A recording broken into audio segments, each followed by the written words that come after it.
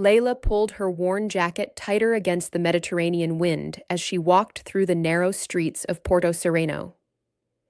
At 48, her dark hair showed silver threads that caught the morning light, and her weathered hands told stories she preferred to keep buried.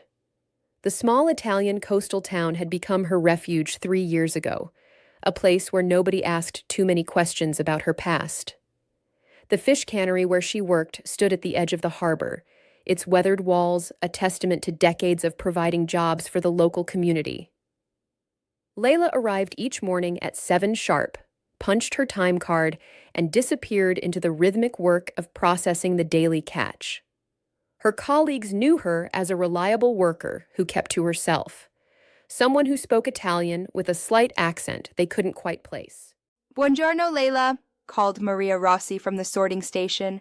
Maria was one of the few people who made an effort to include the quiet newcomer in casual conversation. "Buongiorno, Maria," Leila replied, tying her apron with practiced efficiency. The familiar smell of fish and brine filled the factory floor, mixing with the sound of machinery and the chatter of workers preparing for another day.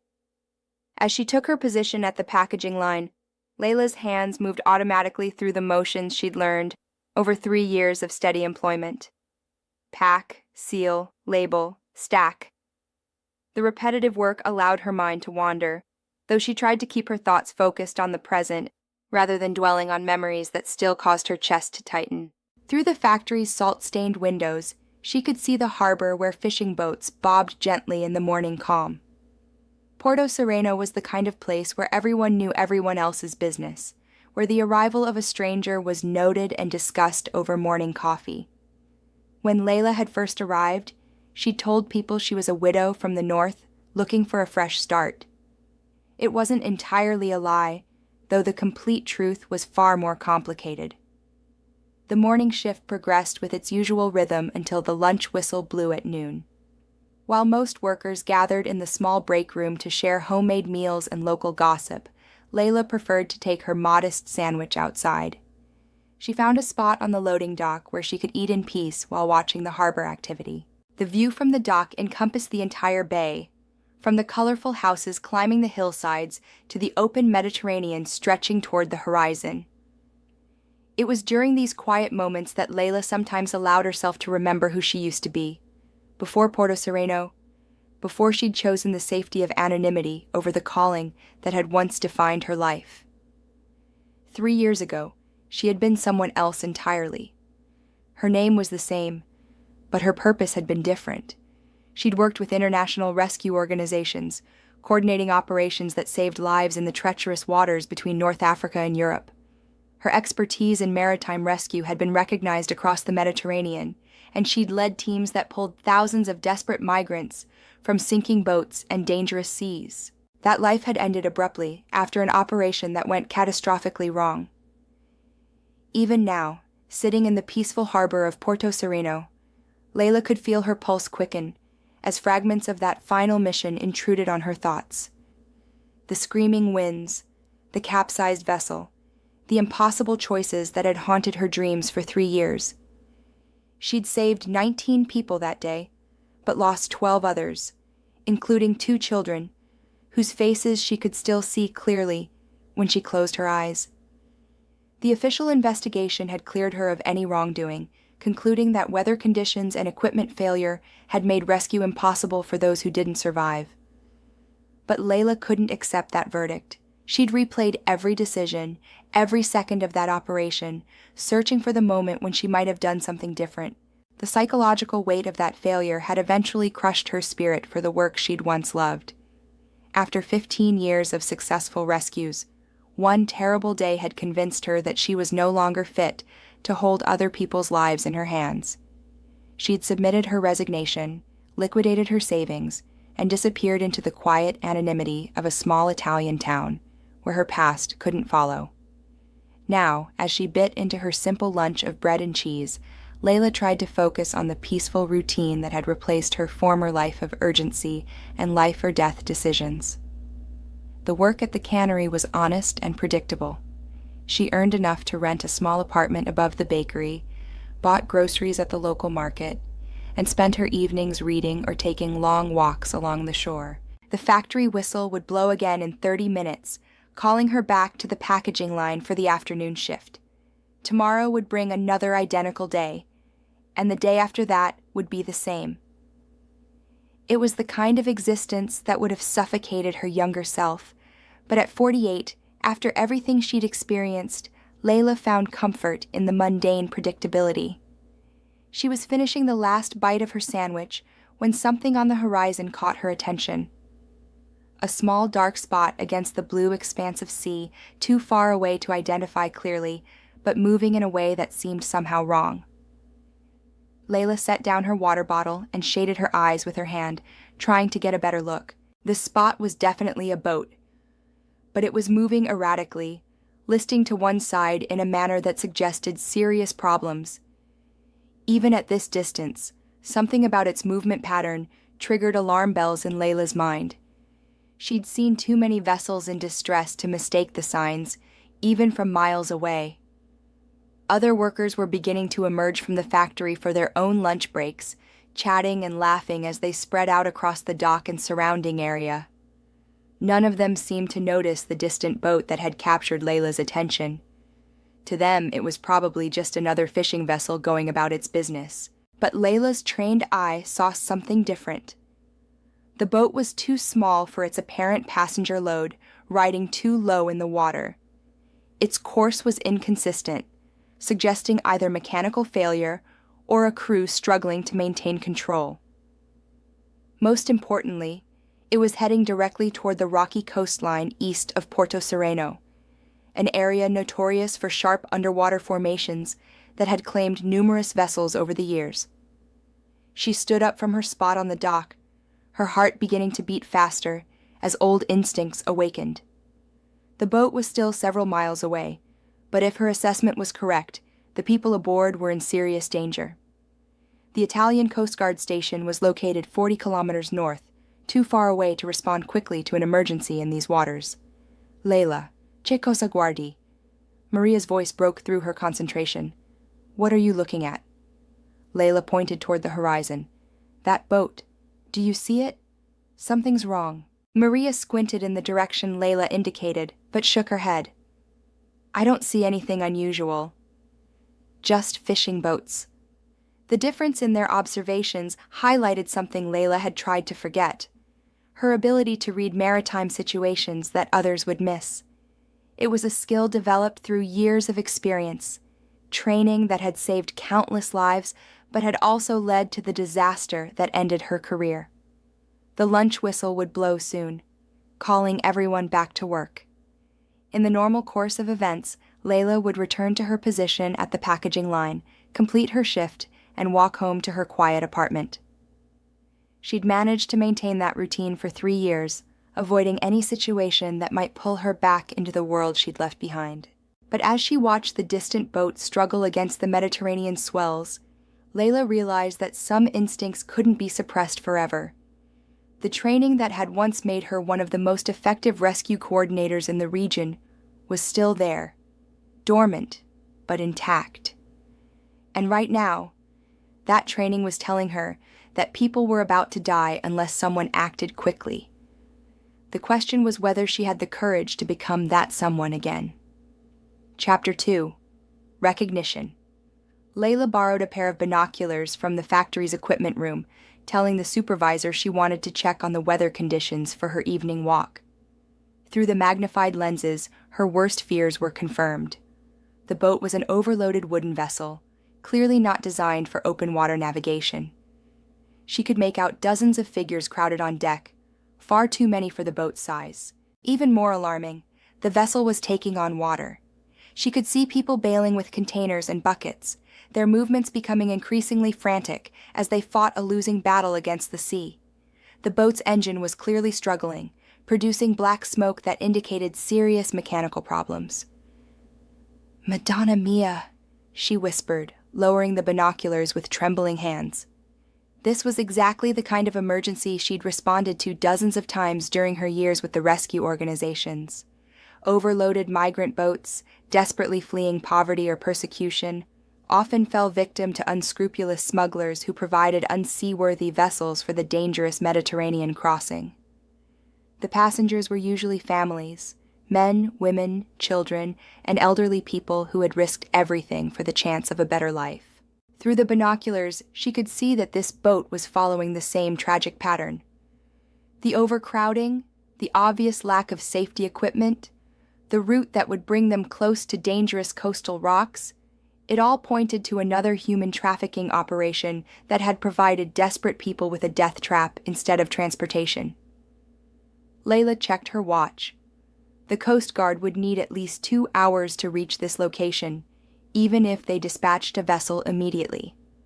Local emergency services were limited to a small harbor patrol boat that wasn't equipped for major rescue operations. By the time official help arrived, the overcrowded vessel would either have foundered in deep water or smashed against the rocks that lined this stretch of coast. She thought about the factory supervisor, Antonio Bertelli, a practical man who measured everything in terms of cost and efficiency. Interrupting the afternoon shift to report a possible emergency would result in lost production time and awkward questions about why a factory worker had been monitoring maritime traffic with company binoculars. But as she watched the distant boat struggle against increasingly rough seas, Leila knew she couldn't simply return to work and pretend she hadn't seen anything. The people on that vessel had perhaps an hour before their situation became critical.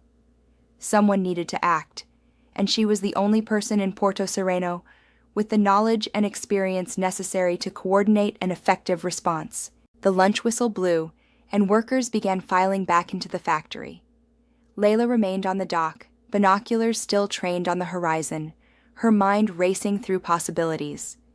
The factory owned several small boats used for transporting supplies, but none were equipped for rescue operations. The harbor held dozens of fishing vessels, but their crews were either out at sea or preparing for evening departures. "Leila," Maria called from the factory entrance. "Andiamo." "We need to get back to work." "Un momento," Leila replied, not taking her eyes off the distant boat. Just one moment.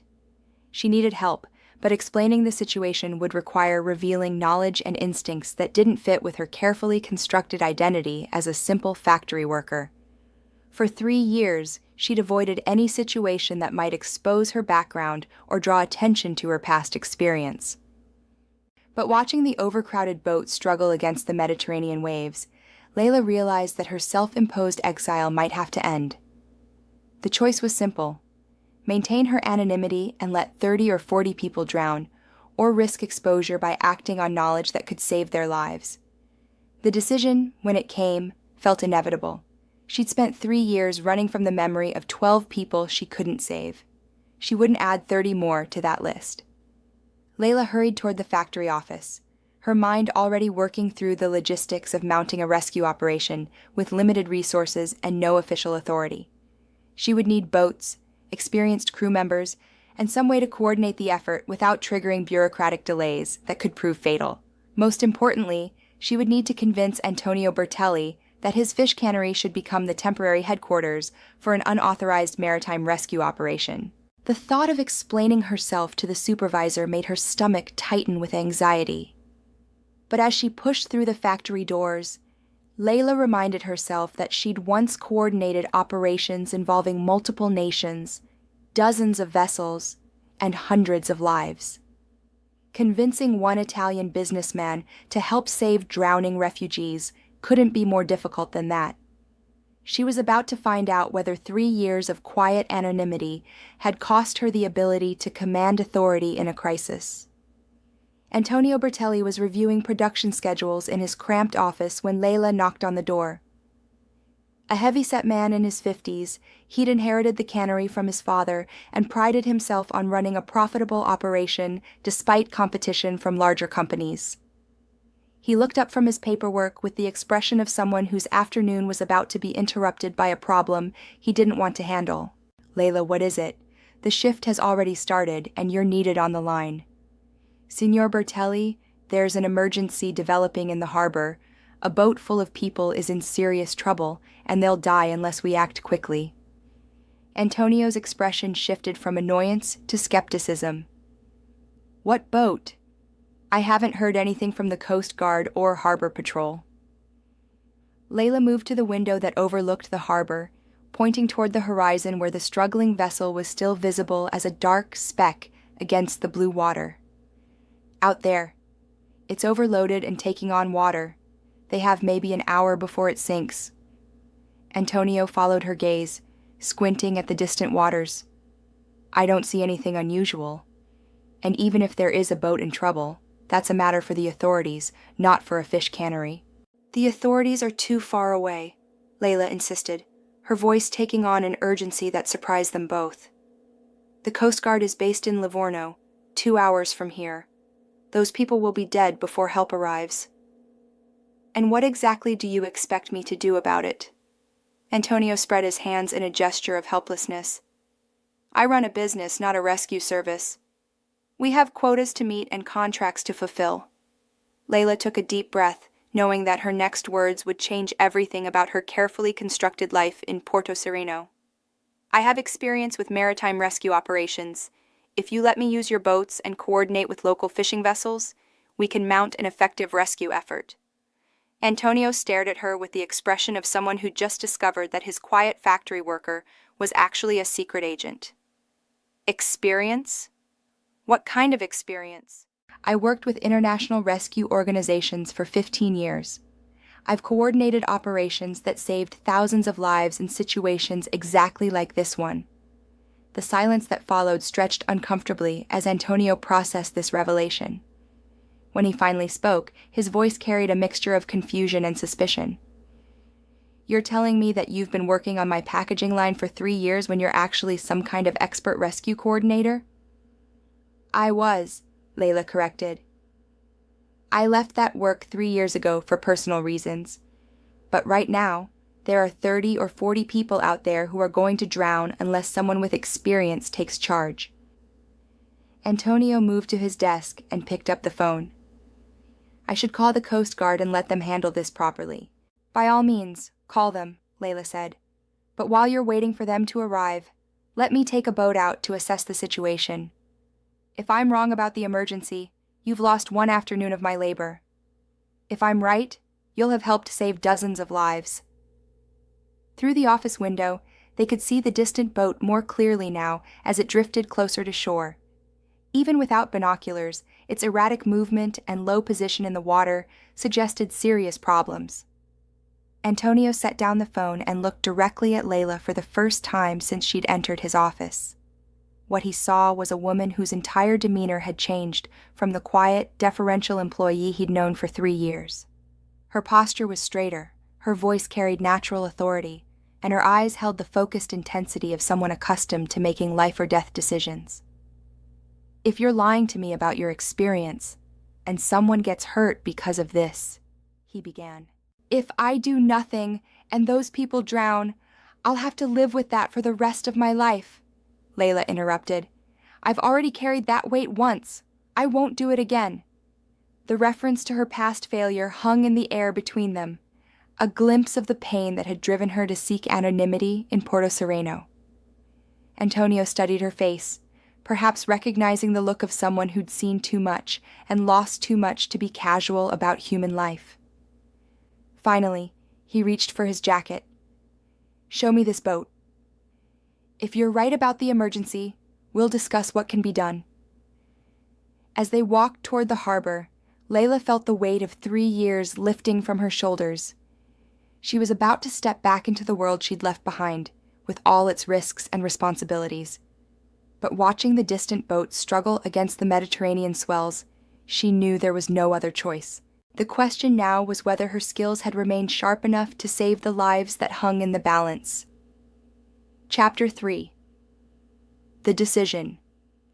From the harbor dock, the crisis was undeniable. The boat had drifted close enough that its desperate situation was visible to anyone who looked carefully. Antonio borrowed the binoculars from Leila and spent several minutes studying the vessel, his expression growing increasingly grim. Madre di Dio, he muttered, lowering the binoculars. How many people are on that thing? At least 30, possibly more, Leila replied. It's a typical smuggling operation. They pack people into boats that aren't designed for the passenger load, provide minimal safety equipment, and send them off with just enough fuel to reach European waters. And if the boat sinks, everyone dies, women, children, elderly people. They usually don't know how to swim, and even if they did, the water temperature and distance from shore would kill them within minutes. Antonio handed back the binoculars and pulled out his cell phone. I'm calling the Coast Guard. Please do, Leila said, but ask them how long it will take to get a rescue vessel here. Then look at that boat again and estimate how much time we have before it goes down. While Antonio made the call, Leila studied the harbor's small fleet of fishing boats and service vessels. Most of the serious fishing boats were already at sea, but there were several smaller craft that could be pressed into service if their owners could be convinced to help. The key would be coordinating multiple boats to maximize the number of people they could rescue while minimizing the risk to the volunteer crews. It was exactly the kind of operation she'd organized dozens of times, though never with such limited resources and no official authority. Antonio finished his call and rejoined her at the dock's edge. His face was pale, and his voice was tight with worry. The Coast Guard can have a vessel here in 2.5 hours, weather permitting. They're also dispatching a helicopter, but it won't be able to carry more than a few people at a time. That boat will be on the bottom in 2 hours, probably less, Leila said. We need to act now. We? Antonio looked at her with the expression of a man who just realized he was being recruited for something far beyond his experience. I run a fish cannery. I don't know anything about rescue operations. You don't need to know about rescue operations. You just need to trust someone who does. Leila turned to face him fully, and Antonio found himself looking into the eyes of someone he'd never really seen before. The quiet factory worker had been replaced by a person who radiated competence and authority, someone accustomed to command and comfortable with responsibility. Here's what we need to do, she continued. Your factory boat can carry maybe 8 people safely.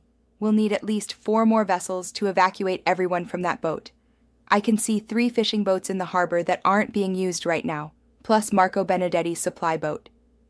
You want me to ask local fishermen to risk their lives for a bunch of strangers? I want you to ask them to be heroes, Leila corrected. Most of these men have spent their lives on the water. They understand the sea, and they understand what it means when people are drowning. They'll help if someone asks them properly. Antonio looked out at the struggling boat, then back at Leila. And if something goes wrong? If someone gets hurt trying to help? Then we'll deal with that when it happens. But if we do nothing, 30 people will definitely die, and we'll have to live with the knowledge that we could have saved them.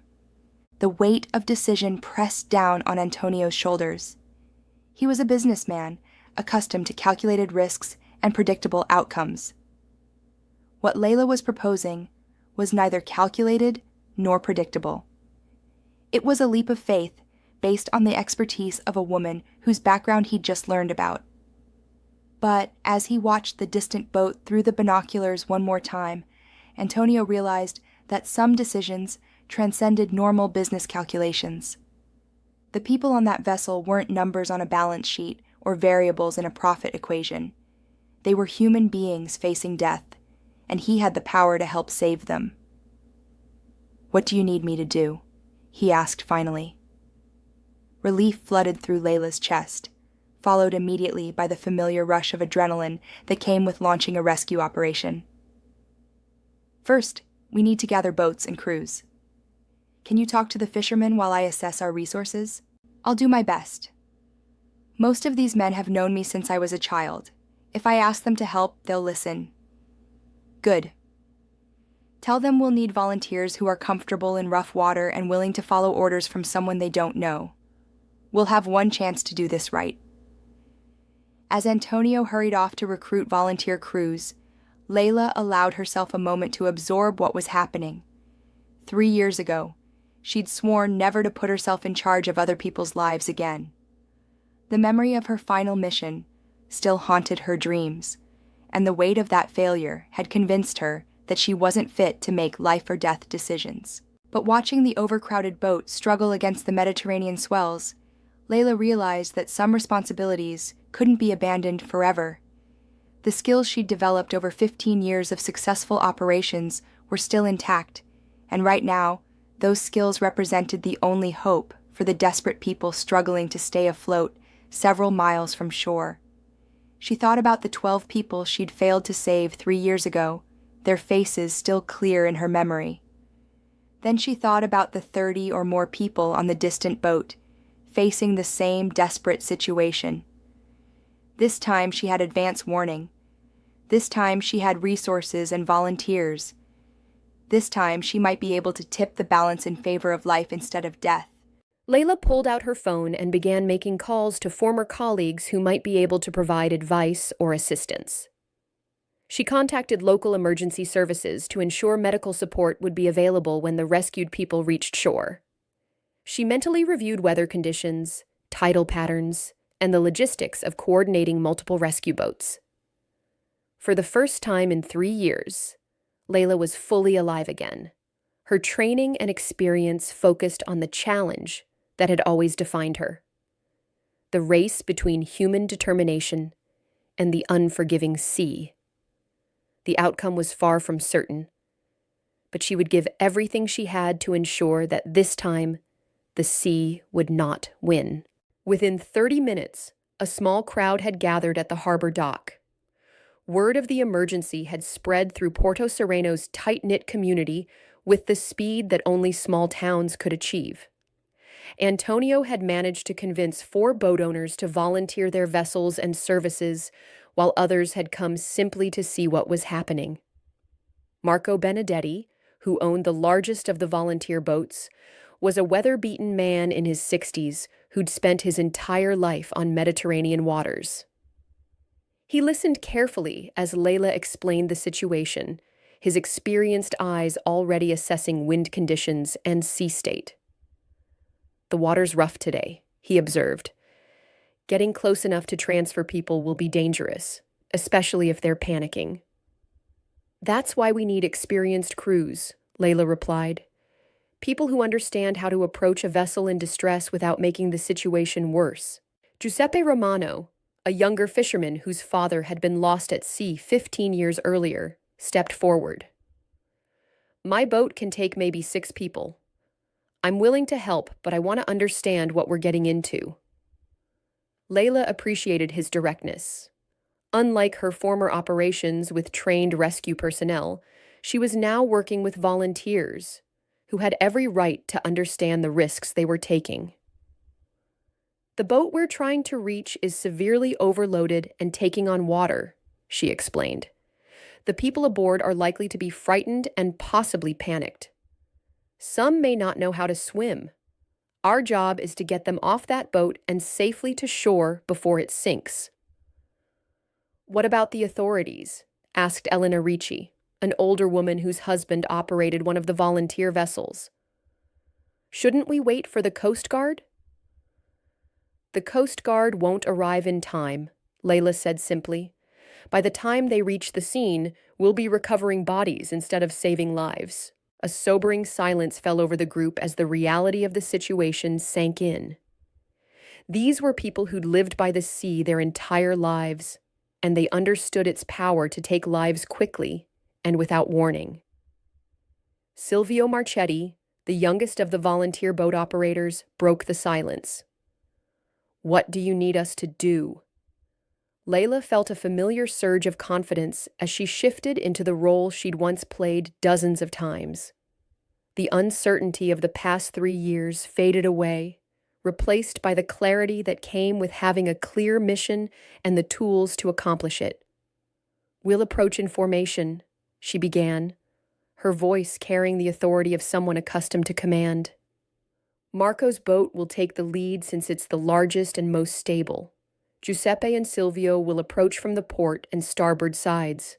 Elena's husband will serve as backup and help coordinate with shore." She pointed toward the horizon where the struggling boat was now clearly visible even without binoculars. "The key is to avoid causing panic. If everyone rushes to one side of their boat at once, it could capsize before we can help anyone. How do we prevent that? Giuseppe asked. Communication and patience. We approach slowly, make contact with whoever seems to be in charge, and transfer people in small groups. Priority goes to children, elderly, and anyone who appears to be injured. Marco nodded approvingly. That makes sense. What about language barriers? I speak Arabic and French in addition to Italian and English, Leila replied. Between us, we should be able to communicate with most North African migrants. The practical discussion seemed to reassure the volunteers that they were working with someone who understood the complexities of the situation. But Elena voiced the concern that everyone was thinking. What's your background, Leila? How do you know so much about rescue operations?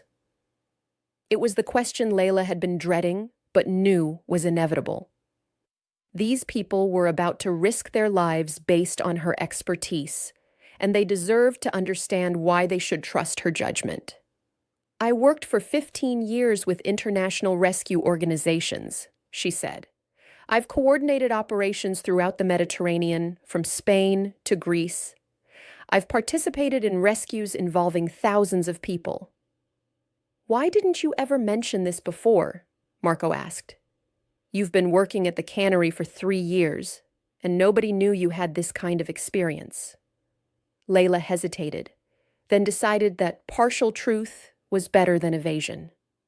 I retired from rescue work after a mission that went badly wrong.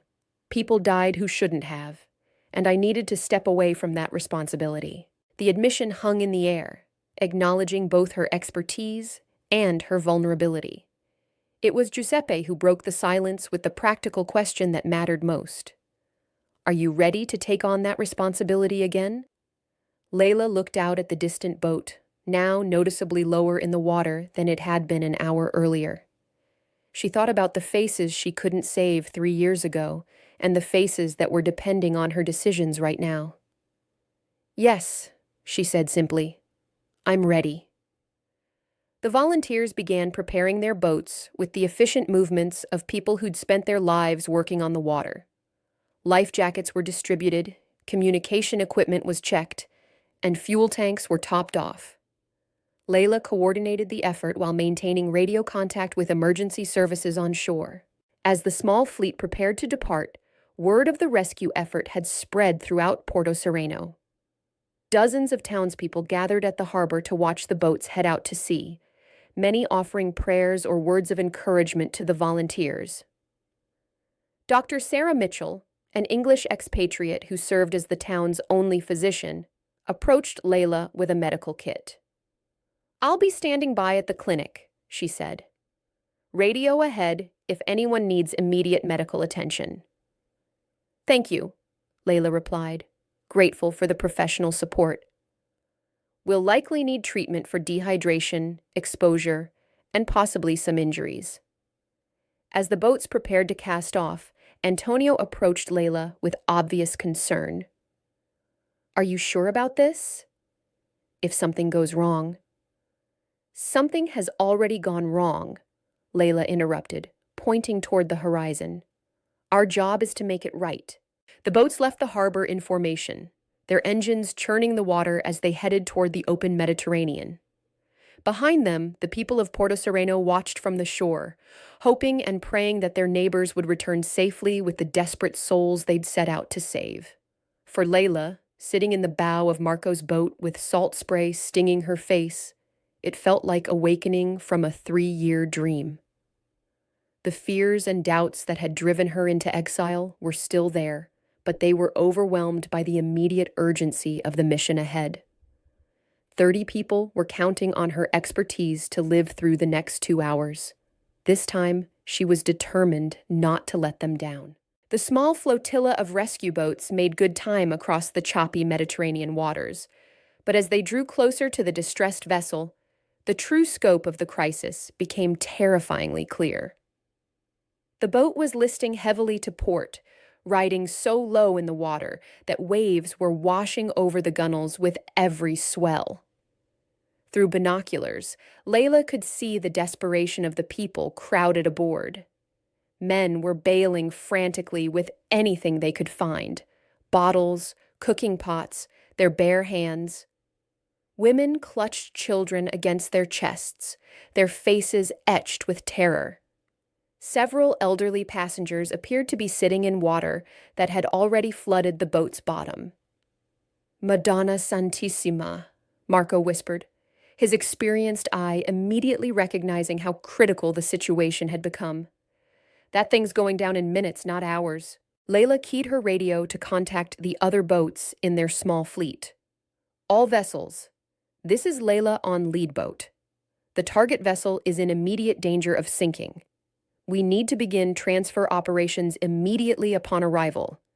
Giuseppe's voice crackled through the radio from his fishing boat 50 meters to starboard. "Roger that. How do you want to coordinate the approach?" "Marco will position us on the port side where the boat is listing lowest. Giuseppe, take the starboard side and be ready to take children and elderly passengers.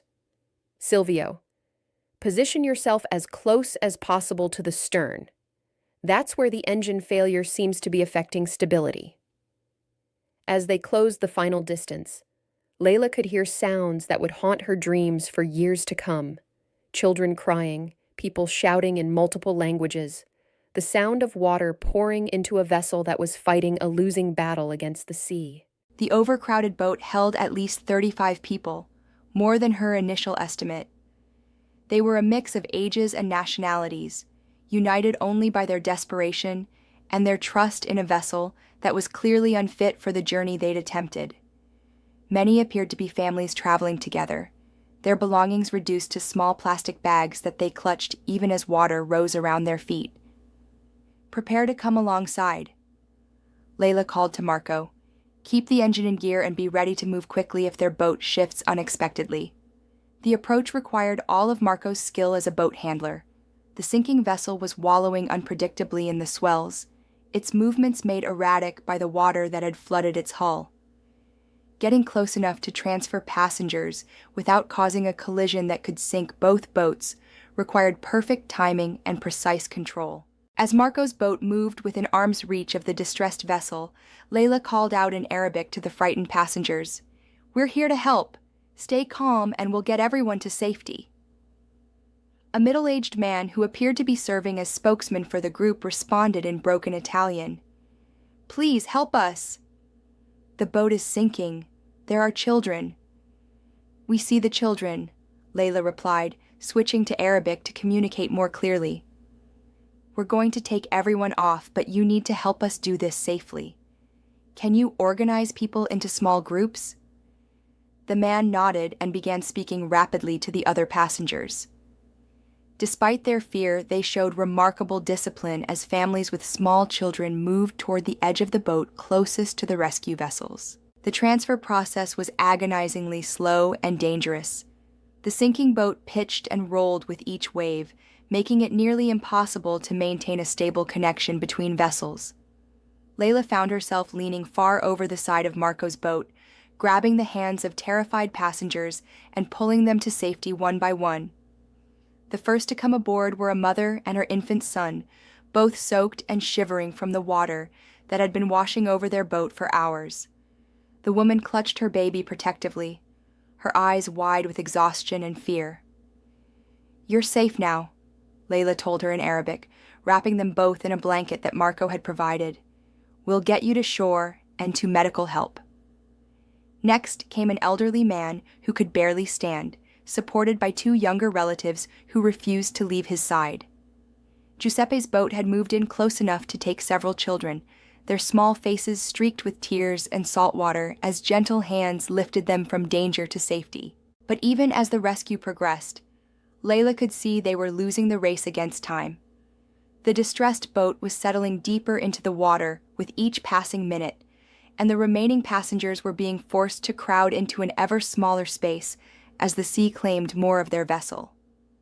"We need to move faster," she called to the other boat crews. "This thing's going down whether we're ready or not." Silvio's boat had managed to take position near the stern, where several young men were working frantically to keep the engine compartment from flooding completely. But it was clearly a losing battle. The boat's hull had been compromised, and no amount of bailing could keep pace with the water pouring in through cracks and damaged seams. The most difficult moment came when a family of 5 had to be separated during the transfer process. Marco's boat was already at capacity, but there was room for 2 more people. The father made the heartbreaking decision to send his wife and youngest daughter to safety while staying behind with his 2 older sons until another boat could approach. "I promise we'll come back for you," Leila assured him, seeing the agony in his eyes as he watched his family being taken to safety while he remained in mortal danger. 23 people had been successfully transferred to the rescue boats when disaster struck. A larger wave, part of a series that had been building throughout the afternoon, caught the sinking vessel at exactly the wrong angle. Already unstable from flooding and the shifting weight of passengers, the boat rolled violently to port. For a terrifying moment, it looked like the remaining 12 people would be thrown into the water. Several passengers lost their grip and had to be grabbed by companions who were themselves barely maintaining their balance. The boat recovered from the roll, but it was now sitting so low that the next large wave would likely finish it completely. "All boats, emergency acceleration," Leila commanded over the radio. "We have maybe 2 minutes before complete hull failure." What followed was the most intense 2 minutes of maritime rescue that any of the volunteers had ever experienced. Marco pushed his boat as close as physically possible to the sinking vessel, close enough that the 2 hulls bumped together with each wave. Giuseppe and Silvio coordinated from both sides, creating a triangle of rescue boats around the last survivors. Leila found herself literally pulled into the water, twice as desperate passengers grabbed onto her while trying to climb to safety. Each time, Marco and his crew hauled her back aboard, along with the person she was trying to save. Her clothes were soaked, her hands were cut from the rough rope and splintered wood, but she never stopped reaching for the next person who needed help. The last man off the boat was Mahmoud, a 67-year-old farmer from Syria who had been too weak to move during the earlier transfers. As Leila and Giuseppe worked together to lift him from the sinking vessel to Marco's boat, the Mediterranean finally claimed its victim. The overcrowded boat that had carried 35 desperate souls across dangerous waters simply rolled over and disappeared beneath the waves. One moment, it was there, a battered testament to human desperation and hope. The next moment, there was only empty water and floating debris to mark where so many people had nearly died. The silence that followed was broken only by the sound of engines and the quiet sobbing of survivors who realized how close they had come to sharing their boat's fate. In less than 45 minutes, a small fleet of fishing boats crewed by volunteers had accomplished what would normally require a major Coast Guard operation. "All boats, this is Leila," she called over the radio, her voice hoarse from shouting over wind and waves. "Status report. Any injuries requiring immediate medical attention?" The responses came back quickly. Giuseppe had 2 people suffering from severe dehydration. Silvio reported a young girl with a suspected broken arm. Marco's boat carried an elderly woman who appeared to be having breathing difficulties. "Roger that. We're heading back to Porto Sereno immediately. Dr. Mitchell is standing by at the clinic." As the rescue fleet turned toward home, Leila allowed herself a moment to absorb what they had accomplished. 35 people who had been facing certain death were now safe, cold, and frightened, but alive. The families would be reunited, the children would recover from their trauma, and the elderly would receive the medical care they needed. But even as relief flooded through her system, Leila couldn't forget the image of that boat disappearing beneath the waves. How many other vessels were struggling in Mediterranean waters right now? How many other desperate souls were counting on luck and hope to carry them to safety? The questions that had driven her into exile 3 years ago remained unanswered. But for the first time since that terrible day when she'd lost 12 people to the unforgiving sea, Leila felt something she'd thought was gone forever, the deep satisfaction that came with getting it right. The harbor of Porto Sereno had been transformed in the 2 hours since the rescue boats departed. Word of the emergency had spread throughout the region, and vehicles with medical equipment, emergency services, and curious onlookers had converged on the small coastal town. Dr. Mitchell had been joined by paramedics from the regional hospital, and volunteers from local aid organizations had set up temporary shelters and food distribution points. As the first rescue boat came into view, a cheer went up from the crowd gathered at the waterfront. Leila, standing in the bow of Marco's boat with her clothes still dripping and her hair tangled with salt spray, found herself the reluctant center of attention as dozens of cameras and phones captured their return. The dock became a scene of controlled chaos as the rescued migrants were helped ashore. Medical personnel immediately began triaging the survivors, providing blankets, warm drinks, and preliminary health assessments. The young girl with the suspected broken arm was quickly transported to the regional hospital, while the elderly woman with breathing difficulties was given oxygen and stabilized before her own ambulance ride. But for most of the survivors, the immediate needs were simpler: dry clothes, warm food, and the psychological comfort of knowing they were finally safe. Local volunteers, many of whom had appeared as if from nowhere, provided exactly those things with the efficiency that made Leila proud of the community she'd chosen as her refuge. Mahmoud, the elderly Syrian farmer who had been the last person off the sinking boat, sought out Leila as she was being interviewed by a reporter from the regional newspaper. He approached slowly, still wrapped in the blanket she'd given him during the rescue, his weathered face marked by exhaustion and gratitude. "Sister," he said in Arabic, his voice carrying the weight of someone who had seen too much loss in his 70 years. "You saved my life. You saved all our lives. How can we ever repay such a debt?" Leila looked into his eyes and saw the same mix of relief and trauma that she'd witnessed in hundreds of other survivors over her 15 years of rescue work. It was a look that reminded her why she'd chosen this calling in the first place, and why walking away from it had left such a void in her life. "No debt is owed," she replied, also in Arabic. "We are all children of the same sea. Today the waves were against you, but the hearts of people were with you." The old man nodded slowly, understanding passing between them that transcended language or nationality. Then he did something that surprised everyone watching. He reached into his small plastic bag of possessions and pulled out a worn piece of cloth that had once been part of a prayer rug. "This belonged to my father, and his father before him," Mahmoud said, offering the fragment to Leila. "It has crossed 3 wars and 2 continents. Now it should belong to someone who understands the value of saving lives." Leila accepted the gift with hands that trembled slightly, understanding the magnitude of what she was being given. This wasn't just a piece of cloth. It was a family heirloom, a connection to generations of faith and survival, offered by a man who had lost almost everything but still wanted to give something precious to the person who had saved his life. The reporter who had been conducting the interview lowered her microphone, recognizing that she was witnessing something too personal and meaningful to be reduced to a news story.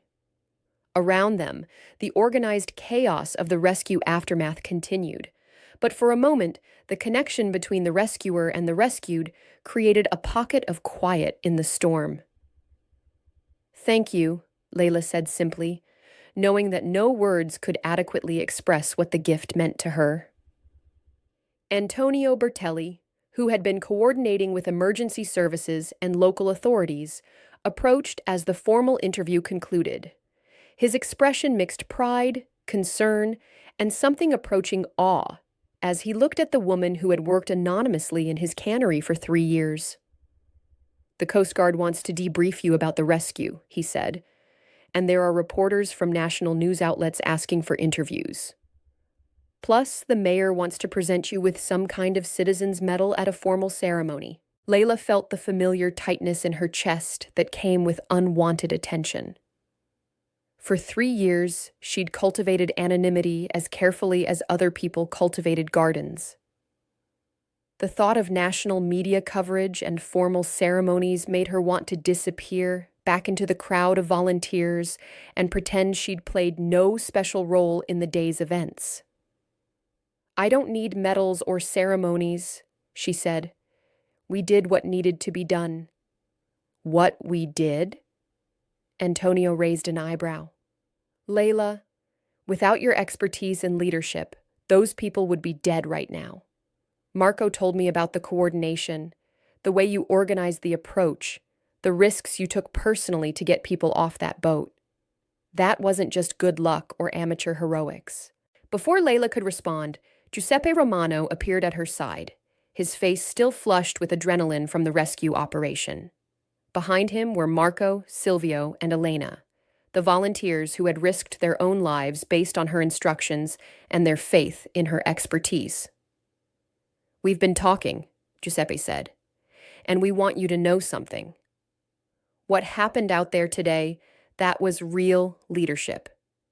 You knew exactly what to do, how to coordinate 4 boats, how to manage the transfer without getting anyone killed.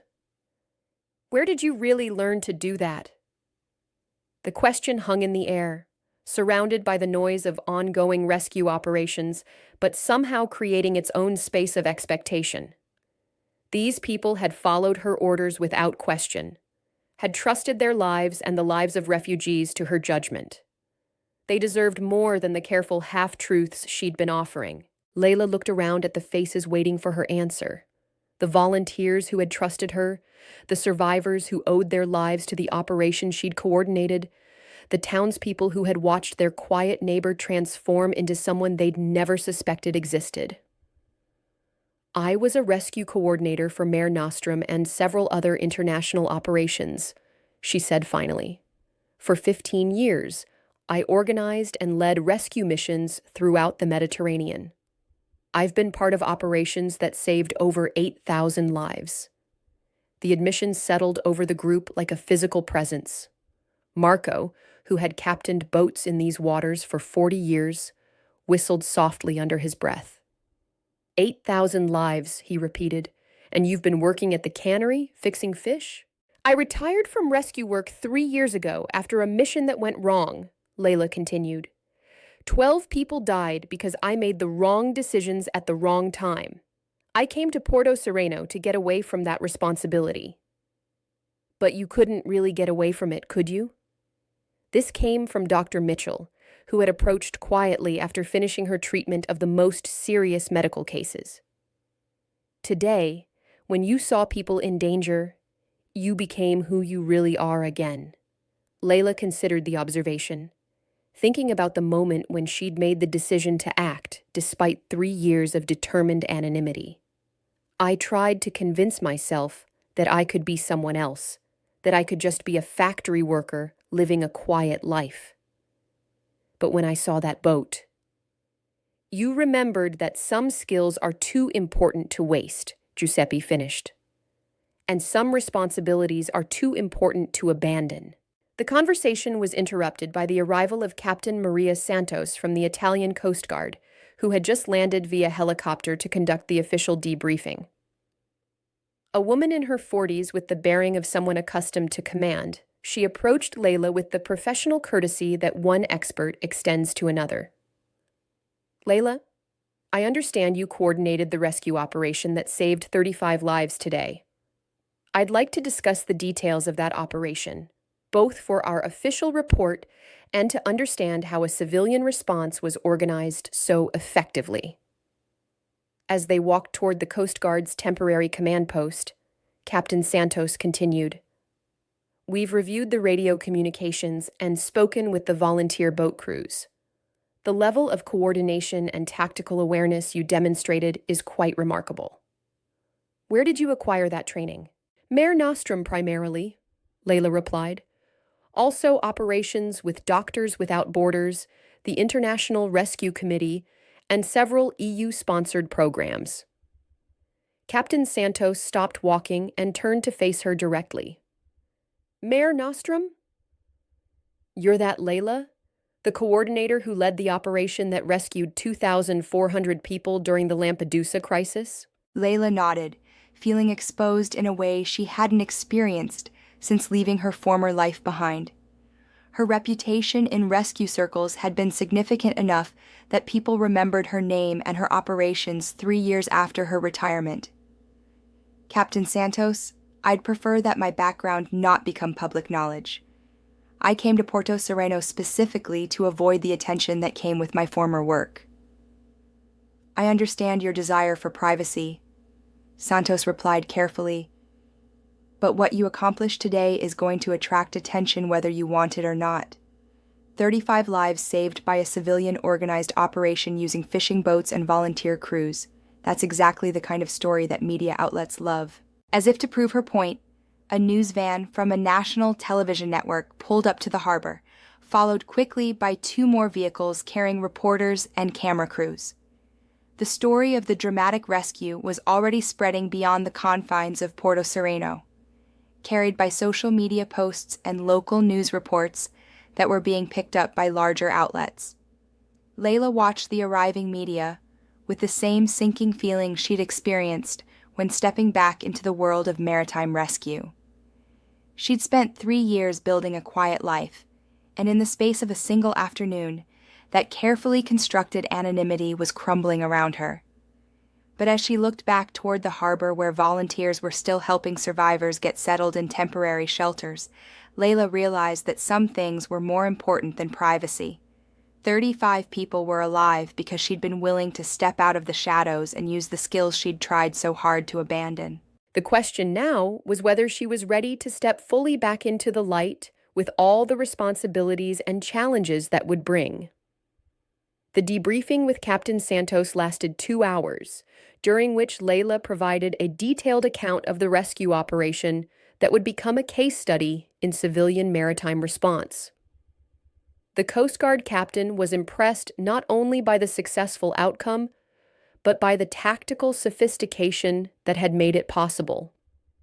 Your approach sequence minimized risk while maximizing rescue capacity, Santos observed as she reviewed Leila's hand-drawn diagrams of the operation. The way you positioned multiple boats to create overlapping safety zones. That's advanced thinking that most trained officers would struggle with. It's just experience, Leila replied, though she knew that wasn't entirely true. The operation had required more than experience. It had demanded the kind of intuitive understanding of maritime rescue that could only come from years of successful operations combined with natural leadership ability. The question now, Santos continued, is what happens next. There are people in Rome who would very much like to speak with you about returning to rescue coordination. The Mediterranean crisis has only gotten worse since Mare Nostrum ended, and expertise like yours is desperately needed. The offer hung in the air between them, representing everything Leila had walked away from 3 years earlier. The chance to return to meaningful work, to use her skills on a scale that could save thousands of lives, to reclaim the identity she'd built over 15 years of dedicated service. But it also represented the weight of responsibility that had crushed her after that final, disastrous mission. The pressure of making decisions that determined who lived and who died.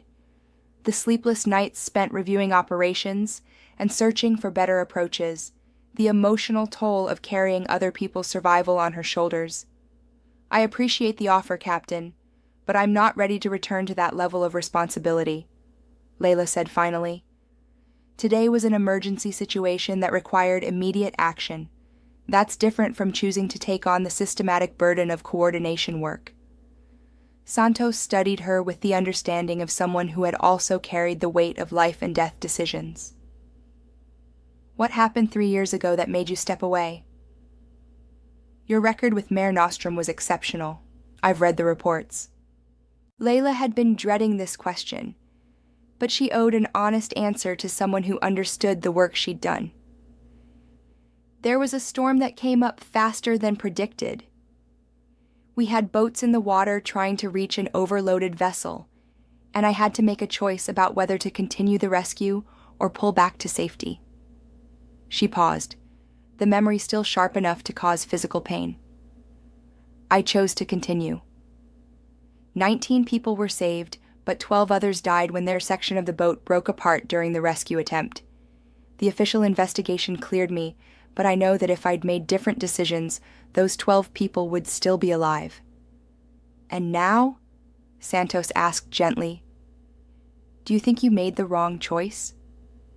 The question forced Leila to confront something she'd been avoiding for 3 years. In the immediate aftermath of today's rescue, surrounded by 35 grateful survivors, the old doubts seemed less overwhelming than they once had. I don't know, she admitted, but I know that if I'd done nothing today, 35 people would be dead. Sometimes the choice isn't between right and wrong, it's between acting imperfectly and not acting at all. Their conversation was interrupted by a commotion outside the temporary command post. Through the window, they could see a growing crowd of reporters and camera crews surrounding someone near the harbor. Voices were raised, and the crowd was pressing closer to whatever was happening at its center. Excuse me, Leila said, stepping outside to see what was causing the disturbance. At the center of the media scrum, she found Mahmoud, the elderly Syrian farmer she'd rescued last from the sinking boat. He was still wrapped in the blanket from the rescue, but he was speaking to the reporters with the dignity of someone who had survived worse situations than an aggressive press conference. She did not hesitate, he was saying in accented but clear Italian. When the boat was sinking and we were all going to die, she came. She organized the rescue boats. She pulled people from the water with her own hands. She made sure everyone was saved before thinking of her own safety. A reporter thrust a microphone closer to his face. What can you tell us about this woman? Do you know her background? I know that she saved my life and the lives of my grandchildren, Mahmoud replied with the authority of someone speaking an undeniable truth.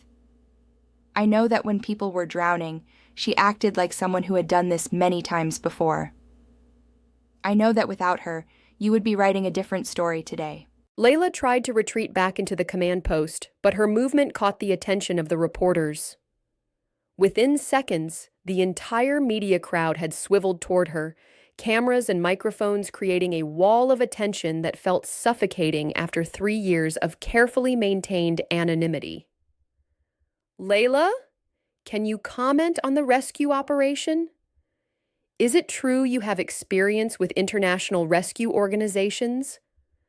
How did you organize such an effective civilian response? The questions came rapid fire, overlapping and demanding, creating exactly the kind of public scrutiny that Leila had come to Porto Sereno to avoid. She felt the familiar tightness in her chest, the urge to flee that had become her default response to unwanted attention. But before she could retreat, Antonio Bertelli stepped forward from the crowd, placing himself between Leila and the most aggressive reporters. His presence seemed to create a small buffer zone that gave her room to breathe. Signora Leila has been a valued member of our community for 3 years, he announced with the authority of someone speaking for Porto Sereno itself. Today, she acted with courage and expertise to save lives. That should be the focus of your stories, not invasive questions about her personal background. Marco Benedetti, Giuseppe Romano, and several other local residents moved to stand beside Antonio, creating a protective semicircle around Leila. The message was clear. Porto Sereno was claiming her as one of their own, regardless of whatever secrets her past might contain. We're proud of what she accomplished today, Giuseppe added, his voice carrying to the back of the crowd. She coordinated a rescue operation that saved 35 lives using local boats and volunteer crews. That's the story that matters. Dr. Mitchell appeared at Leila's side, speaking with the professional authority that came with her medical credentials. Right now, the priority should be caring for the survivors who are still recovering from their ordeal. There will be time for interviews later, when the immediate humanitarian needs have been addressed.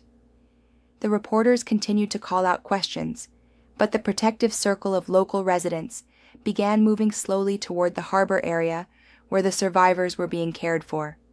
The message was subtle but effective. If the media wanted to cover this story, they would need to respect the privacy and dignity of both the rescuer and the rescued. As they walked away from the press conference, Leila felt something she hadn't experienced in 3 years: the support of a community that had chosen to protect her rather than exploit her for their own purposes. These people had known her only as a quiet factory worker, but they were defending her right to privacy with the same determination they'd shown in volunteering for the rescue operation. "Thank you," she said quietly to Antonio as they reached the harbor area where the survivors were resting in temporary shelters. "No thanks necessary," he replied. "This is what communities do. We protect our own. And whether you like it or not, Leila, you're one of us now." The observation carried weight beyond its simple words. For 3 years, Leila had lived in Porto Sereno without really belonging to it, maintaining the careful distance of someone who expected to move on when her past caught up with her. But the events of this day had changed that calculation in ways she was only beginning to understand. Looking around at the survivors who were finally safe, the volunteers who had risked their lives on her word, and the community that had rallied to protect her privacy, Leila realized that she might have found something she hadn't been looking for when she came to this small coastal town. She might have found home. Chapter 8: Unexpected Consequences. 3 days after the rescue, life in Porto Sereno had settled into a new rhythm that included both celebration and complication. The 35 survivors had been transferred to proper refugee facilities where they could begin the complex process of seeking asylum, but their brief presence in the town had left a lasting impact on everyone who had participated in their rescue.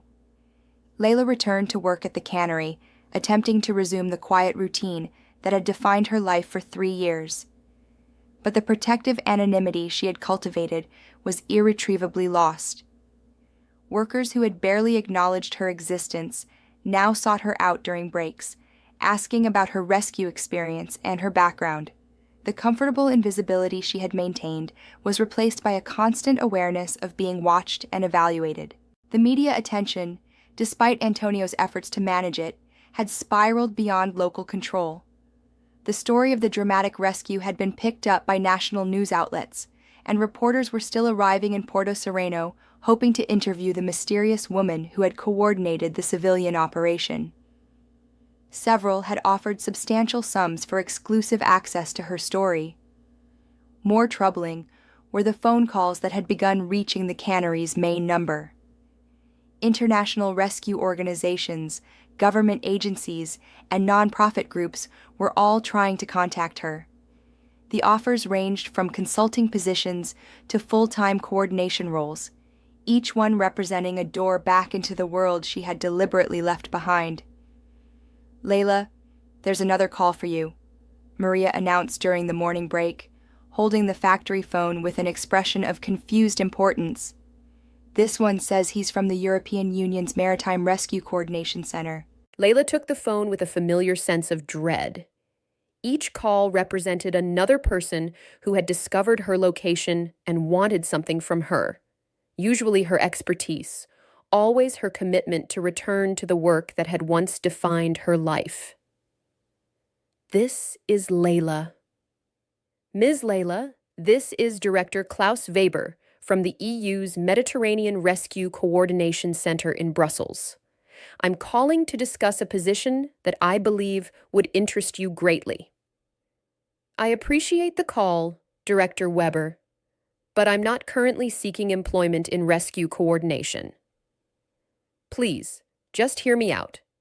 We're establishing a new civilian rescue training program designed to teach local communities how to respond to maritime emergencies. Your operation in Porto Sereno is exactly the model we want to replicate throughout the Mediterranean region." The offer was compelling in ways that Leila hadn't expected. Rather than asking her to return to the high-pressure world of international rescue coordination, Weber was suggesting something that could bridge her desire for a quieter life with her undeniable expertise. What would this position involve? She found herself asking.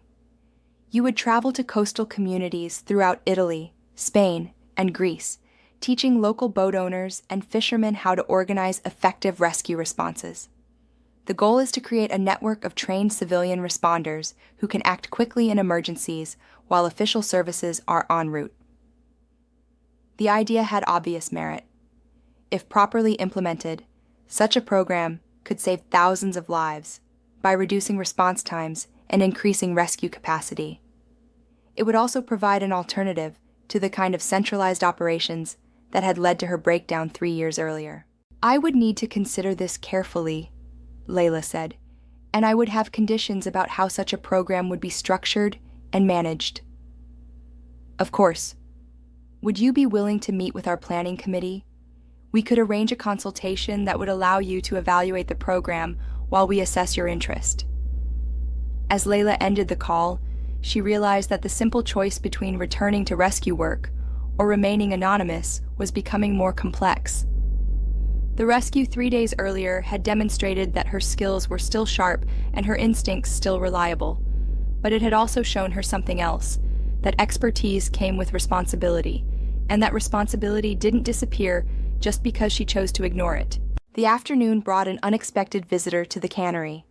Captain Santos arrived in a Coast Guard vehicle, but she was out of uniform and clearly not on official business. Antonio showed her to the small office where Leila was reviewing production schedules, attempting to maintain some semblance of her normal work routine. "I hope I'm not interrupting," Santos said, settling into the visitor's chair with the easy manner of someone making a social call. "I wanted to follow up on our conversation from the other day." "If this is about job offers, Captain, I've been receiving plenty of those already." "Actually, it's about something else entirely. We've been monitoring the situation here since the rescue, and there are some developments you should be aware of." Santos pulled a tablet from her briefcase and showed Leila a series of satellite images and intelligence reports. "Since news of your rescue operation spread, we've detected increased smuggling activity in this region. Word has gotten out that there's someone in Porto Sereno who will organize rescue operations for boats in distress." The implications hit Leila like a physical blow. "You're saying that smugglers are deliberately routing boats toward this area because they know I'm here?" "We think it's possible." The rescue 3 days ago was widely reported in North African media. For desperate migrants, the knowledge that expert rescue capabilities exist in this area could make the difference between attempting the crossing or remaining in refugee camps.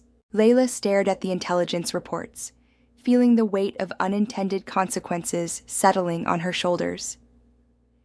Her moment of heroism was potentially encouraging more people to risk their lives on dangerous crossings, knowing that if their boats failed, someone with rescue expertise would be nearby to save them. "How many boats are we talking about?" she asked quietly. "Intelligence suggests at least 3 vessels have diverted toward this area in the past 2 days. If the pattern continues, Porto Sereno could become a major landing point for smuggling operations." The revelation transformed everything about Leila's situation. She had acted to save 35 lives, but her success might now be encouraging hundreds of others to risk similar journeys. The choice was no longer between helping people or maintaining her anonymity. It was between accepting responsibility for a crisis she had inadvertently created or abandoning desperate people who might die because of decisions she had inspired. "What are my options?" she asked, though she suspected she already knew the answer. "Officially, you could cooperate with law enforcement to discourage smuggling operations.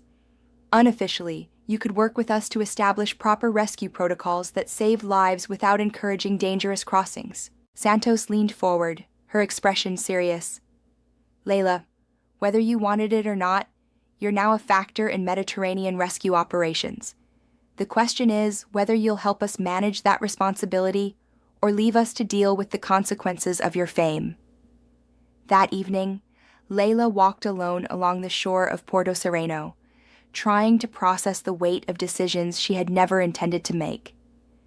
The sunset painted the Mediterranean in shades of gold and crimson, beautiful and peaceful, in a way that contradicted the human drama playing out beneath its surface. Her phone buzzed with another message from Director Weber in Brussels, followed by calls from 3 different news organizations and a text from a former colleague who had learned of her location through media coverage. The quiet life she had built in Porto Sereno was disappearing, replaced by the kind of public attention and professional pressure she had come here to escape. But as she walked, Leila found herself thinking not about the complications that lay ahead, but about the faces of the 35 people who were now safe because she had chosen to act. Mahmoud's weathered features, the young mother clutching her baby, the children who had been lifted from the sinking boat to safety. They represented something more important than her personal comfort or desire for anonymity.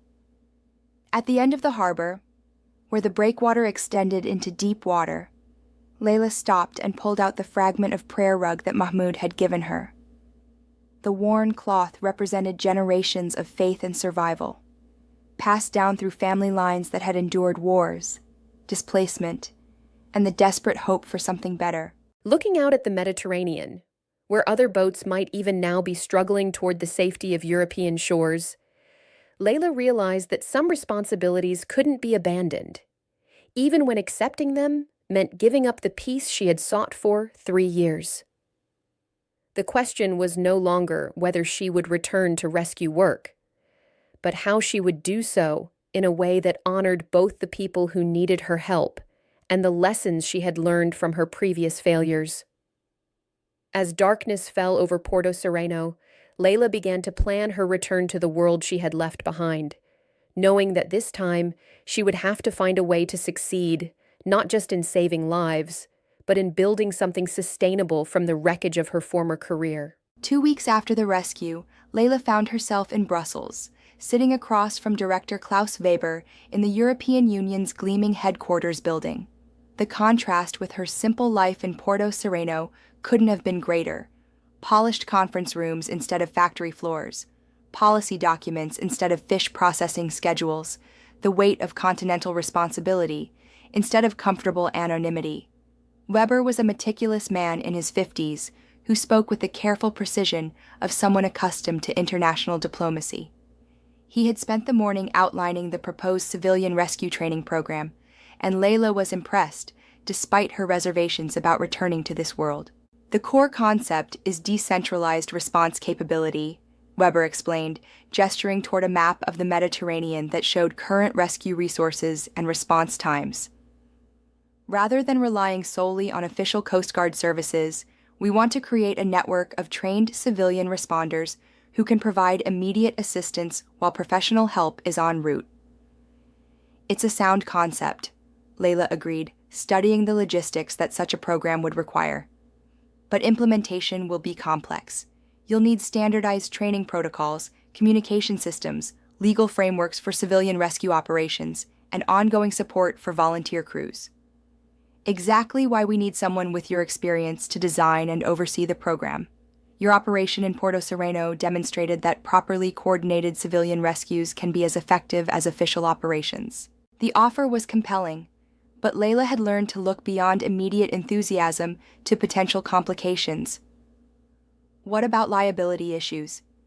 If I train civilian crews and someone gets hurt during a rescue operation, who bears responsibility? We've worked out comprehensive insurance and legal protections, Weber assured her. The EU would provide coverage for all operations conducted under program protocols. More importantly to Leila was the question of operational control. Who would have authority over rescue decisions?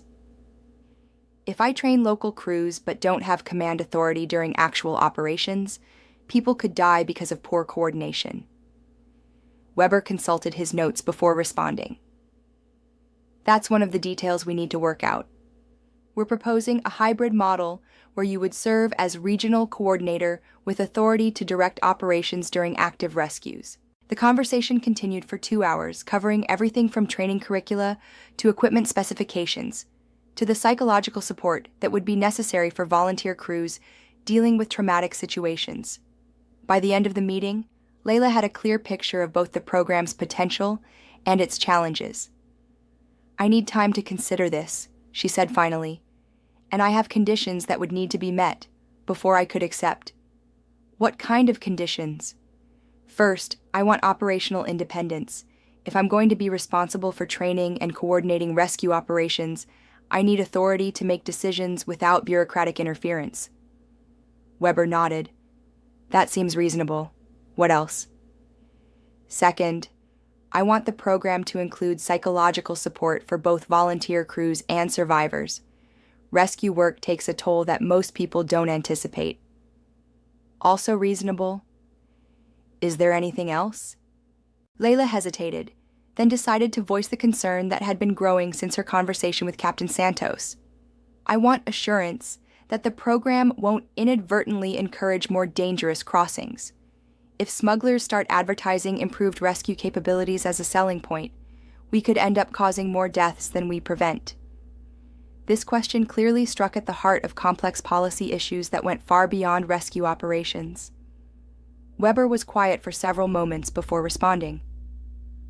That's a concern we share, but we believe the answer is better rescue capacity, not less.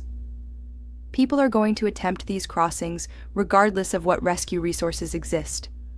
Our choice is between being prepared to save them or letting them drown. The logic was sound, but Leila had learned that good intentions could produce tragic unintended consequences. Still, the alternative, doing nothing while people died in preventable disasters, was equally unacceptable. I'll give you my answer in 1 week, she said, standing to leave. I need to return to Porto Sereno and discuss this with the people who helped make the rescue possible. The flight back to Italy gave Leila time to process everything she'd learned in Brussels. The program Weber had outlined represented everything she had once hoped to achieve: a systematic approach to saving lives that could operate across national boundaries and cultural differences. But it also represented a return to the kind of high-stakes responsibility that had broken her 3 years earlier. As the plane descended toward the familiar coastline of Italy, Leila found herself thinking about the conversation she would need to have with the people of Porto Sereno. They had supported her during the rescue and protected her from unwanted media attention afterward.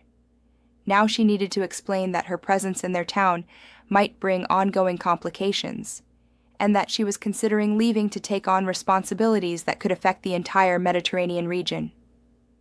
The taxi ride from the airport to Porto Sereno took her through countryside that had become comfortingly familiar over 3 years of quiet residence. Rolling hills covered with olive groves, small villages perched on hillsides, the gradual transition from inland agriculture to coastal fishing communities. It was a landscape that had provided the peace she needed to recover from her previous breakdown. But as the taxi crested the final hill before Porto Sereno, Leila saw something that made her heart sink. The small harbor that had been the scene of dramatic rescue 2 weeks earlier was now crowded with unfamiliar vessels. 3 boats that clearly didn't belong to the local fishing fleet were anchored in the bay, and she could see groups of people on the shore who appeared to be recent arrivals. "What's happening down there?" she asked the taxi driver in Italian. The driver shrugged with the philosophical resignation of someone who had seen many changes come to coastal communities. "More refugees, signora. They've been arriving every few days since that big rescue made the news.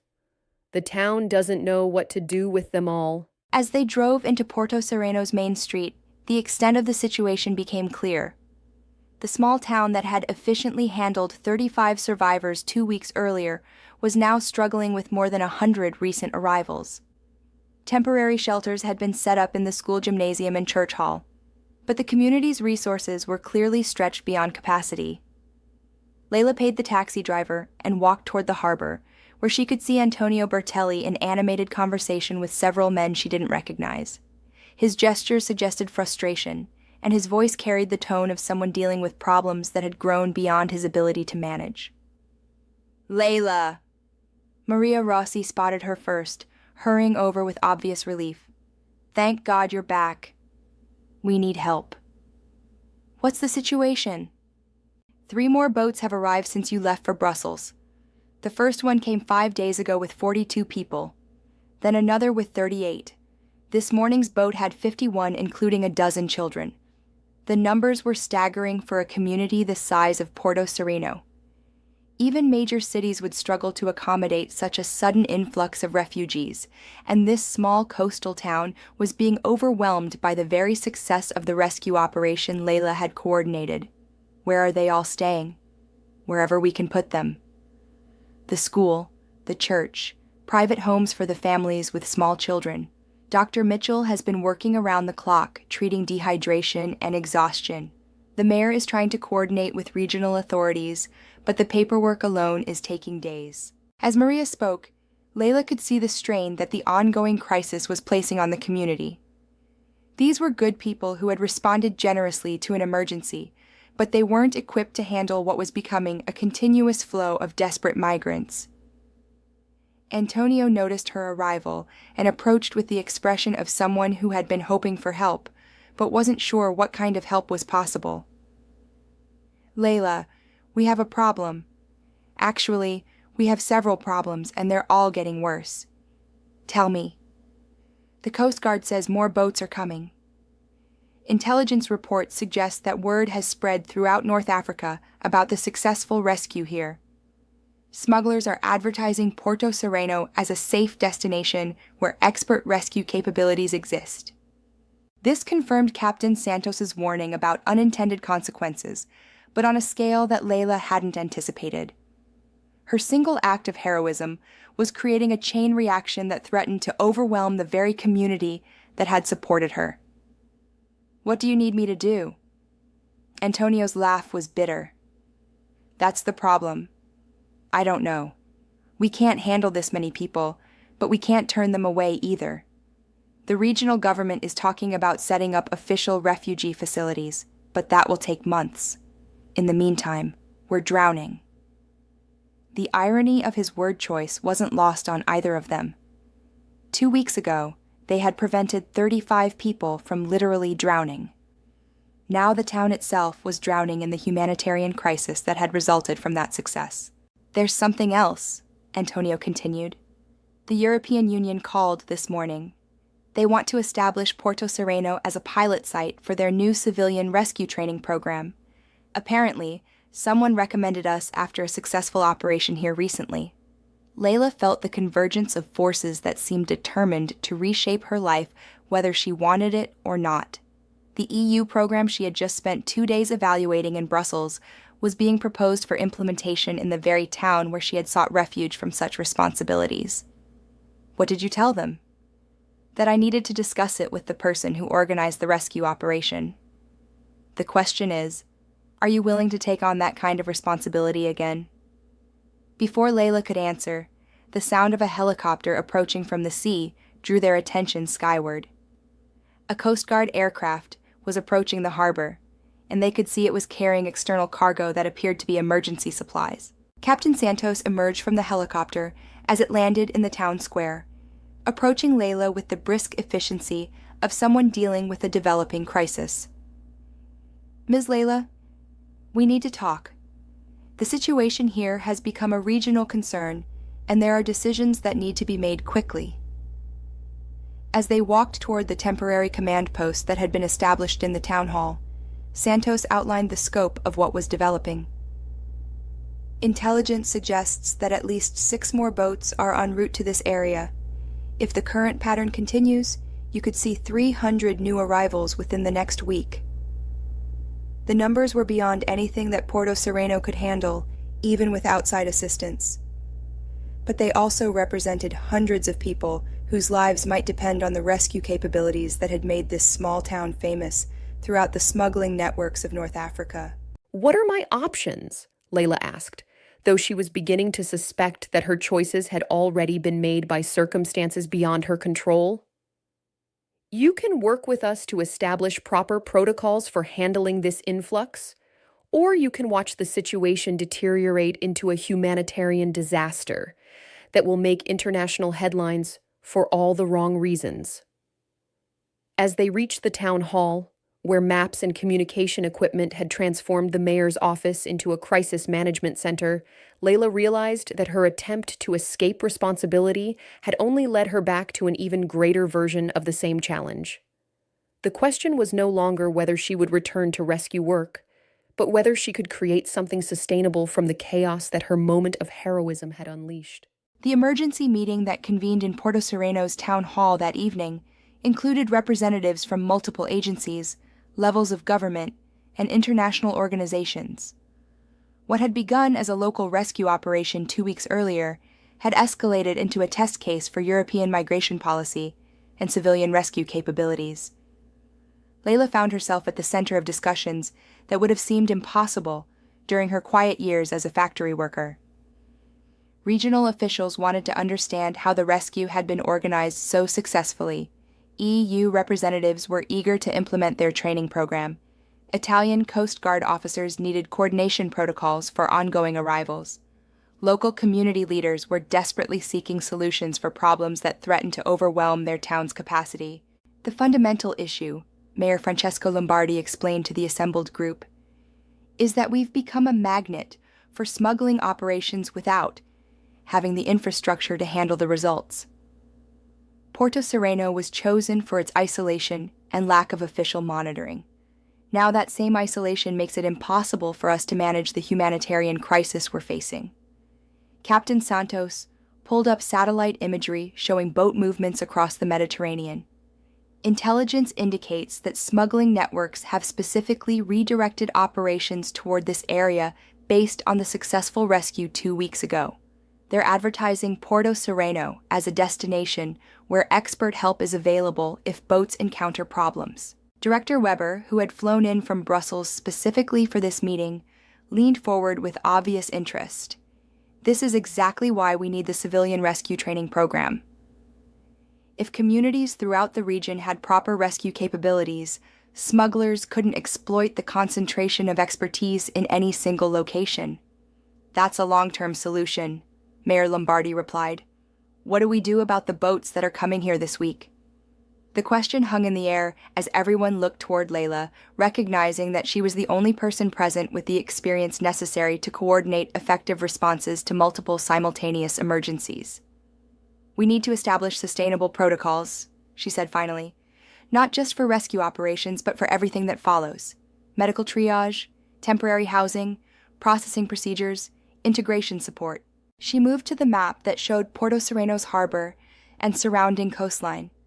The current approach is reactive and unsustainable. We're waiting for boats to arrive in crisis situations and then improvising rescue operations. We need to shift to proactive monitoring and coordinated response. What would that look like? Weber asked. First, we establish a proper communication system that connects with Coast Guard monitoring. When boats are detected heading toward this area, we have advance warning and can prepare appropriate responses. Leila outlined her vision with growing confidence, drawing on 15 years of experience with international rescue operations, but adapting those lessons to the unique circumstances of civilian-based response. Second, we create staging areas for different types of needs. Medical triage here, temporary housing there, processing facilities in another location.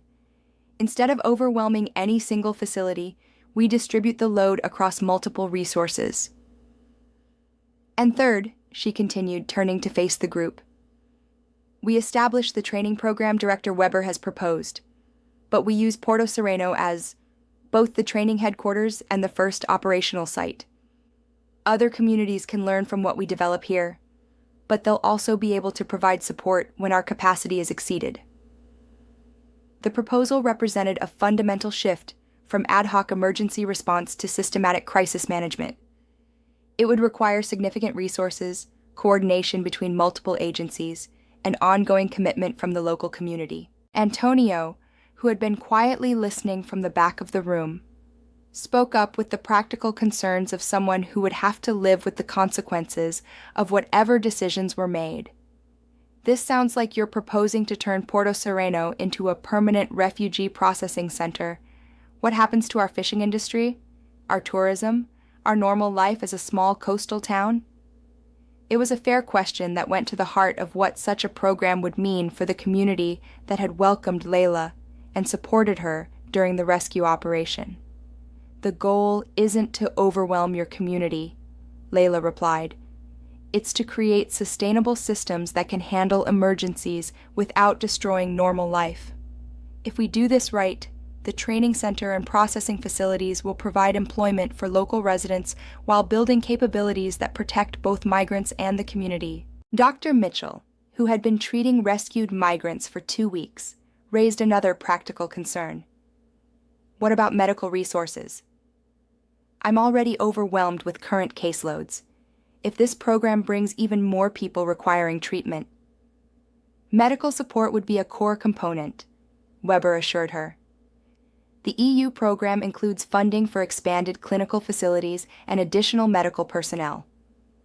The discussion continued for 3 hours, covering everything from legal frameworks to environmental impact to the psychological effects on community residents who would be dealing with traumatic situations on a regular basis. As the meeting concluded, Mayor Lombardi called for a vote on whether Porto Sereno would agree to serve as the pilot site for the expanded rescue and training program. The decision would commit the town to becoming something entirely different from what it had been. A transformation that would affect every resident and every aspect of community life. The vote was closer than Leila had expected. 12 in favor, 8 opposed, with 3 abstentions. The community was deeply divided about whether to embrace the role that circumstances had thrust upon them. After the officials and representatives had departed, Leila found herself alone with Antonio, Marco, Giuseppe, and the other local residents who had participated in the original rescue operation. These were the people whose lives would be most directly affected by the changes ahead. "You're asking us to give up the quiet life we've always known," Giuseppe said, not accusingly, but with the sadness of someone facing the end of an era. "I'm asking you to help save lives on a scale that could make a real difference," Leila replied. "But you're right, it won't be quiet anymore." Marco, whose boat had been crucial to the rescue operation, posed the question that was on everyone's mind. "What about you, Leila? Are you staying to see this through, or are you going to disappear again when things get difficult?"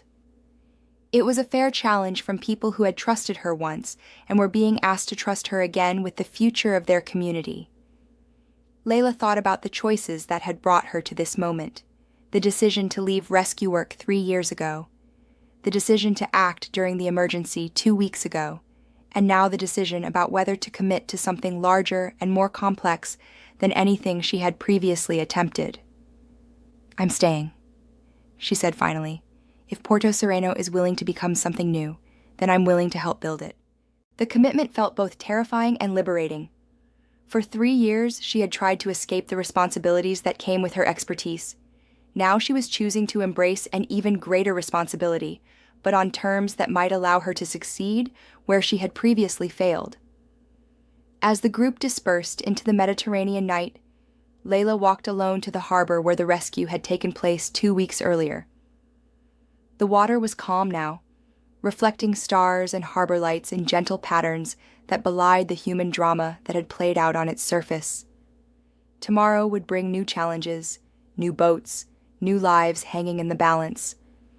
But for the first time since her breakdown 3 years ago, Leila felt ready to face those challenges with the support of a community that had chosen to trust her with their future. The quiet life she had sought in Porto Sereno was ending, but something more meaningful was beginning to take its place. Epilogue. 6 months later. The Mediterranean Civilian Rescue Training Center occupied a cluster of modern buildings on the hillside above Porto Sereno, its communications antennas and helicopter landing pad marking the transformation that had reshaped the small coastal town. From her office window, Leila could see the harbor where fishing boats worked alongside Coast Guard vessels, and the specially equipped rescue craft that served as training platforms for volunteer crews from across the region. The statistics mounted on her wall told the story of what they had accomplished together. 47 rescue operations coordinated through the center.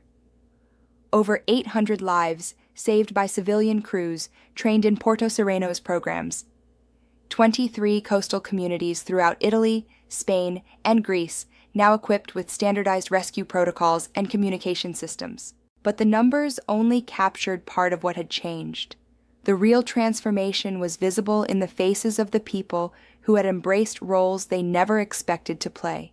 Marco Benedetti had become the center's chief marine instructor, teaching boat handling and rescue techniques to volunteers who arrived weekly from across the Mediterranean region. His weathered face now carried the confidence of someone who knew his skills were making a difference on an international scale. Giuseppe Romano managed the equipment maintenance program, ensuring that rescue boats and communication systems remained in perfect condition. His natural mechanical aptitude had proven invaluable for keeping complex equipment operational in the harsh marine environment. Dr. Mitchell had expanded her practice to include a specialized trauma treatment program for rescued migrants and volunteer rescue crews alike. The psychological support services that Leila had insisted upon were now considered a model for similar programs throughout Europe. Even Antonio had found a new role, managing the logistics and coordination that kept the training center running smoothly while maintaining his fish cannery as a symbol of Porto Sereno's continuing connection to its traditional identity. The community had grown to accommodate its new responsibilities. Young people who might once have left for opportunities in larger cities now found meaningful work at the rescue center. International organizations had established regional offices in Porto Sereno, bringing expertise and resources that benefited the entire area. But perhaps the most significant change was in Leila herself. The woman who had spent 3 years hiding from responsibility now found herself at the center of a network that spanned national boundaries and cultural differences. The rescue coordination skills that had once felt like a burden were now the foundation for something that was saving lives on a scale she had never imagined possible. A knock on her office door interrupted her thoughts. Mahmoud, the elderly Syrian farmer she had rescued 6 months earlier, entered carrying 2 cups of tea and wearing the smile that had become familiar around the training center. After being granted asylum, Mahmoud had chosen to remain in Porto Sereno rather than travel to join relatives in Germany. His language skills and cultural knowledge had made him invaluable as a translator and cultural liaison for newly arrived migrants. More importantly, his calm presence and dignified bearing had become a source of comfort for people facing the trauma of displacement and uncertainty. "Sister," he said, offering her one of the cups in the ritual they had established over months of working together. "The afternoon briefing is ready when you are." The briefing room was filled with the usual mix of Coast Guard officers, EU officials, local volunteers, and representatives from the various organizations that had come to depend on the center's coordination capabilities. Captain Santos, now serving as official liaison between the center and Italian maritime authorities, opened the session with intelligence updates on current boat movements and weather conditions. "We have 3 vessels of concern in the monitoring zone," she reported, pointing to positions marked on the digital map that dominated one wall of the room. 2 appear to be fishing boats on normal operations, but the third is following a pattern consistent with smuggling activities.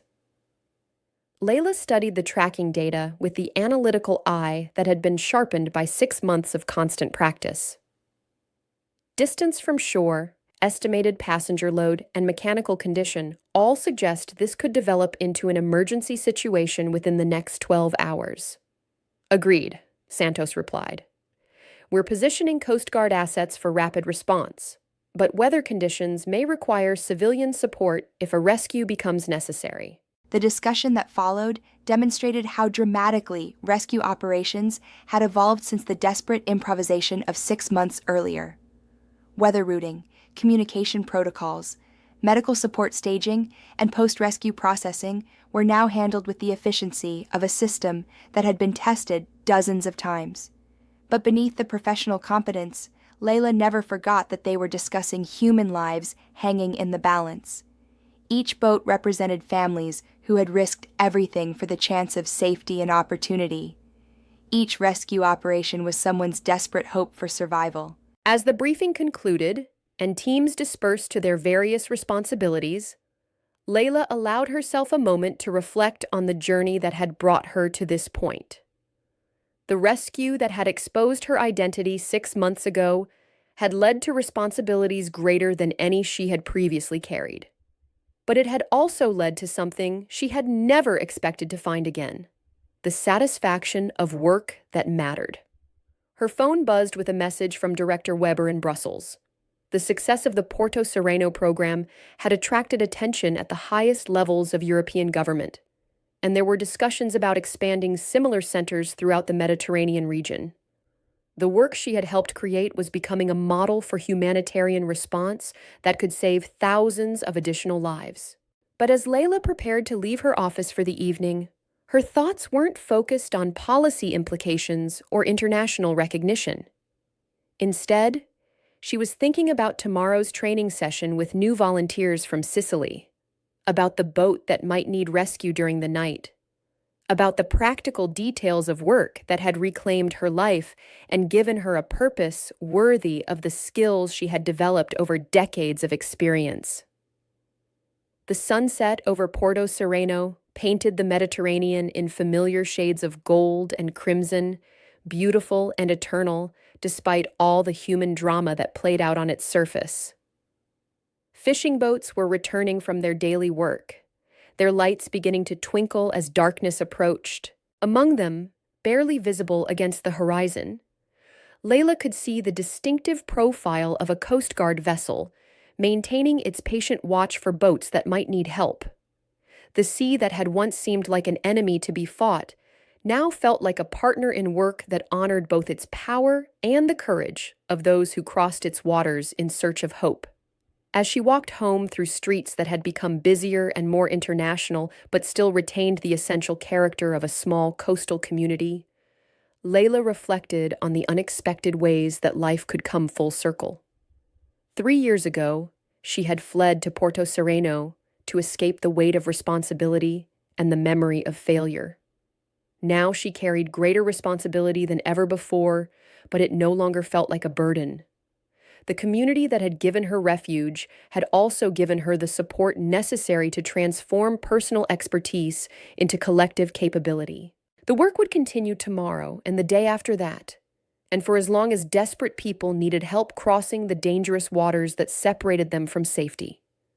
There would be successes and failures, moments of triumph and occasions of heartbreak.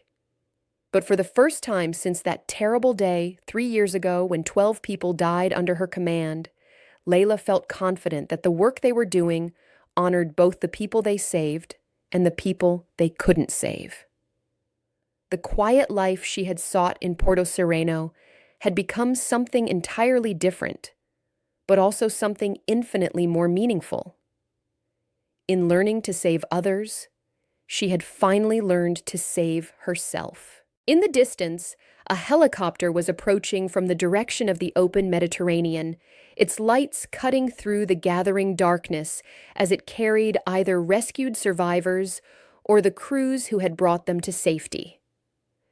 The sound of its rotors had become as familiar as the fishing boat's engines, another part of the symphony that marked Porto Sereno's transformation from a sleepy coastal town to a beacon of hope for people crossing one of the world's most dangerous seas.